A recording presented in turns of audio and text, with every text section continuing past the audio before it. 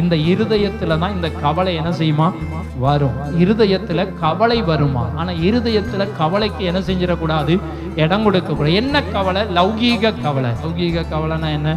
பூமியில் உள்ள கவலை. பூமியில என்ன பூமியில கவலைப்படாம எப்படி இருக்க முடியும்?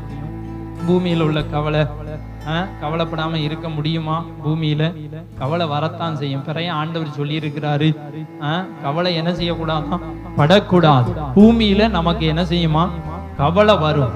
பூமிக்குரிய கவலை, உலகத்துக்குரிய கவலை, உலகத்துக்குரிய எண்ணம்.